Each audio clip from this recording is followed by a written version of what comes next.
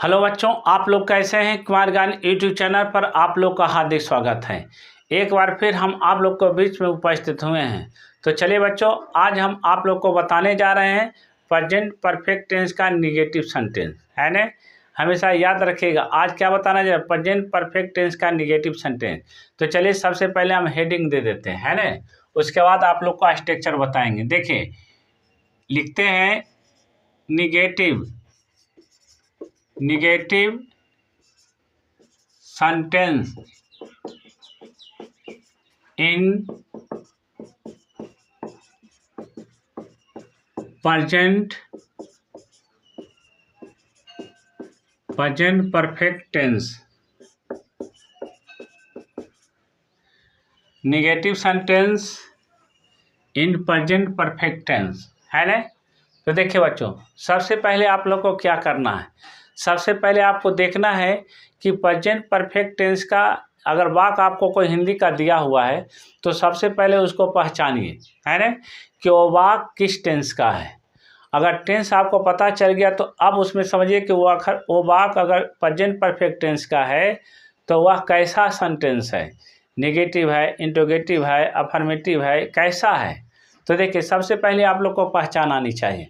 पहचान क्या है प्रेजेंट परफेक्ट टेंस का, कि अंत में क्रिया का अंत में चुका है, चुकी है, चुके हैं ए लगा हुआ रहेगा, या आपको या है, ई है, ए है, इसका बोध होगा तो समझ जाइएगा कि वो वाक्य प्रेजेंट परफेक्ट टेंस का है। और अगर वो वाक्य में नहीं लगा हुआ है तो समझिए कि वो वाक्य निगेटिव है और वो प्रेजेंट परफेक्ट टेंस का निगेटिव सेंटेंस है ना। जैसे देखिए, अगर यहाँ पर हम देते हैं कि दिए हैं एग्जाम्पल कि उसने मेरी मदद नहीं की है, तो आप इस वाक्य को देखिए, नहीं की है ना, तो प्रेजेंट परफेक्ट टेंस का वाक्य है। और नहीं लगा हुआ है तो निगेटिव है। इसका मतलब है कि प्रेजेंट परफेक्ट टेंस का ए निगेटिव सेंटेंस का वाक्य है। जब इतना जान गए तब आपको स्ट्रक्चर पर आना चाहिए। उसके बाद स्ट्रक्चर आपको याद रखना चाहिए। तो चलिए बच्चों, हम स्ट्रक्चर पहले लिख देते हैं। ध्यान दीजिएगा स्ट्रक्चर पर, है ना। स्ट्रक्चर में होता है, सबसे पहले आपको सब्जेक्ट होगा, उसके बाद हैज या हैव होगा, है ना। उसके बाद प्लस आपको नॉट होगा, उसके बाद प्लस V3 होगा, उसके बाद प्लस ऑब्जेक्ट होगा, उसके बाद फुल स्टॉप होगा। देखिए, ये स्ट्रक्चर आपको याद रखना बहुत ज़रूरी है, क्योंकि ये निगेटिव सेंटेंस है किसका, प्रेजेंट परफेक्ट टेंस का। यानी प्रेजेंट परफेक्ट टेंस के निगेटिव सेंटेंस का ये स्ट्रक्चर है। स्ट्रक्चर में आपको याद क्या रखना है, सबसे पहले सब्जेक्ट रखना है, उसके बाद प्लस हैज या हैव का प्रयोग कर देना है, उसके बाद प्लस नॉट लगा देना है, उसके बाद प्लस V3 लगा देना है, उसके बाद प्लस ऑब्जेक्ट लगाना है ना, अंत में फुल स्टॉप लगा दीजिएगा। देखिए बच्चों, अब आपको बहुत सारे बच्चों के समझ में नहीं आता कि सर सब्जेक्ट हम कैसे चुनें। तो देखिए, सब्जेक्ट चुनना सबसे आसान है, अपना भाषा में चुनिए जो वाक्य में काम कर रहा है। आप देखिएगा वाक्य को पढ़ के कि उसमें काम कौन कर रहा है, तो जो काम करेगा वो क्या होगा, सब्जेक्ट होगा, है ना। अब दूसरी समस्या उत्पन्न होती है बच्चों में कि सर हैज या हैव का प्रयोग तो हम करेंगे, लेकिन दोनों में से किसी एक का ही प्रयोग करेंगे। तो सर अब हैज का प्रयोग हम किसके साथ करेंगे और हैव का प्रयोग हम किसके साथ करेंगे। बहुत सारे बच्चों को इसमें भी परेशानियां होती है। तो चलिए हम इस परेशानियों को अभी हम दूर कर देते हैं। देखिए बच्चों, अगर आपको हैज का प्रयोग करना है तो आपको याद रखना है कि ही, सी, इट, वन नेम या कोई सिंगुलर सब्जेक्ट रहेगा तो उसके साथ हैज लगाइएगा। और इसके अलावा अन्य सब्जेक्ट है, जैसे आई आ गया, बी आ गया, यू आ गया, दे आ गया, टू नेम आ गया, कोई पुलर सब्जेक्ट आ गया, तो उसके साथ हैव का प्रयोग कीजिएगा। ठीक, तो चलिए इसको हम लिख देते हैं, है ना, तो ज़्यादा आपको समझ में आएगा। देखिए क्या बोले अभी, कि अगर सब्जेक्ट के रूप में ही रहा, सब्जेक्ट के रूप में सी रहा, सब्जेक्ट के रूप में इट रहा, सब्जेक्ट के रूप में वन नेम रहा, क्या रहा, वन नेम रहा, या सब्जेक्ट के रूप में कोई सिंगुलर सब्जेक्ट रहा, क्या रहा, सिंगुलर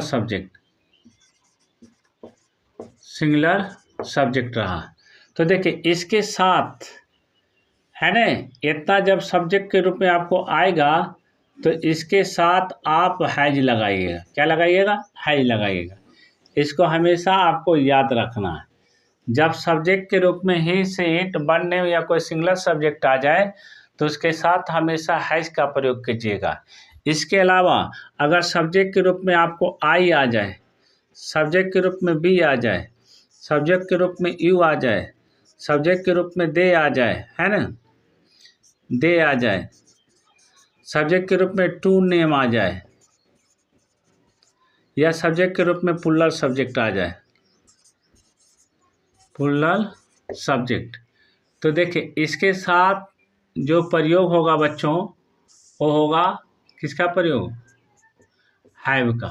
किसका प्रयोग होगा, हैव का होगा, है ना। ये हमेशा आपको याद रखना है। जब सब्जेक्ट के रूप में I, we, you, they, to name या कोई प्लूरल सब्जेक्ट आ जाए तो उसके साथ हैव लगाइएगा। जब इतना आपको अगर याद हो गया तो आप देखिए उसके बाद नहीं रहेगा तो नॉट लगाइएगा। उसके बाद वर्ब का तीसरा रूप लगाइएगा। देखिए वर्ब का तीसरा रूप आप लोग याद कर लीजिए। याद नहीं आपसे होता है तो हम आपको नियम बता देंगे, है ना। एक वीडियो हम छोड़े हैं V1, V2, V3, है ना, कि कैसे आप उसको उस नियम के अनुसार आप याद कर सकते हैं। तो दूसरा वीडियो भी छोड़ेंगे, है ना, उसको वर्ब का हम V2, V3 बता देंगे। इसलिए वो वीडियो को आप देखिए और उसको समझने का प्रयास कीजिए और घर में प्रैक्टिस कीजिए लिख लिख कर, है ना, जिससे आपको कोई तरह की परेशानी नहीं होगा। लेकिन बहुत सारे अपवाद में होते हैं जिसको आपको रटना ही पड़ेगा, तो उस वर्ब का V2 और V3 आपको याद करना पड़ेगा। तो कुछ ऐसे वर्ब हैं जिसका आपको याद करना पड़ेगा, इसलिए उसको याद कर लीजिएगा, बाकी नियम के तहत से आप याद कीजिएगा, ठीक। तो चलिए बच्चों, अगर देखिए बच्चों, अगर आप लोग को ये वीडियो पसंद आए तो कुमार ज्ञान यूट्यूब चैनल को लाइक, सब्सक्राइब, शेयर एवं कमेंट जरूर करें, है ना। तो चलिए बच्चों, अब हम आप लोग का वाक्य पर चर्चा करते हैं। जब आप लोग को इतना सारा चीज़ समझ में आ गया, है ना, तो ट्रांसलेशन बनाना बहुत इजी हो जाता है। फिर कोई तरह का आपको प्रॉब्लम या परेशानी नहीं होगा। आप देखिएगा कि एकदम आसान तरह से हम इसका क्या कर लेते हैं, ट्रांसलेशन बनाते हैं, यानी इंग्लिश में अनुवाद कर लेते हैं। जैसे देखिए आज का पहला जो है सेंटेंस है, वो वाक्य है, वो हम आपको पढ़ते हैं। कहता उसने मेरी मदद नहीं की है ना। तो बताइए इसमें सब्जेक्ट कौन होगा, जो काम करेगा, है ना। तो मदद करने का काम किसने किया, उसने किया, है ना। तो उसने, देखिए अब यहाँ पर स्त्रीलिंग और पुल्लिंग है, तो यहाँ पर स्त्रीलिंग है, पुल्लिंग है, इसलिए पुल्लिंग के अनुसार क्या लगेगा, ही लगेगा, है ना। तो यहाँ पर आप उसने का मीनिंग क्या दीजिएगा, ही दे दीजिएगा, ठीक। आप अभी बताएं ही के अनुसार क्या लगता है, हैज का प्रयोग होता है, इसलिए इसमें हैज लगा दीजिए। क्या लगा दीजिए, हैज लगा दीजिए। देखिए नहीं है तो स्ट्रक्चर को ध्यान से देखिए, नॉट है तो उसके बाद आप नॉट का प्रयोग कर दीजिए। उसके बाद वर्ब का तीसरा रूप, है ना। तो देखिए मदद करना, हेल्प, है ना, क्या होता है, हेल्प, है ना, HELP, तो इसमें क्या लगा दीजिए, ED लगा दीजिएगा। तो ये वर्ब का तीसरा रूप हो गया, हेल्प्ड। और किसने, मेरी, तो क्या होगा, मी, क्या हो जाएगा, मी। ये आपका ट्रांसलेशन बन चुका है ना। कितना ईजी है कि he has not helped me, है ना। चलिए अब दूसरा वाक्य पर थोड़ा सा ध्यान देते हैं। ध्यान दीजिएगा, मैंने एक फूल नहीं तोड़ा है ना। तो देखिए आपको इसमें देखिएगा फूल किसने नहीं तोड़ा है, तो मैंने।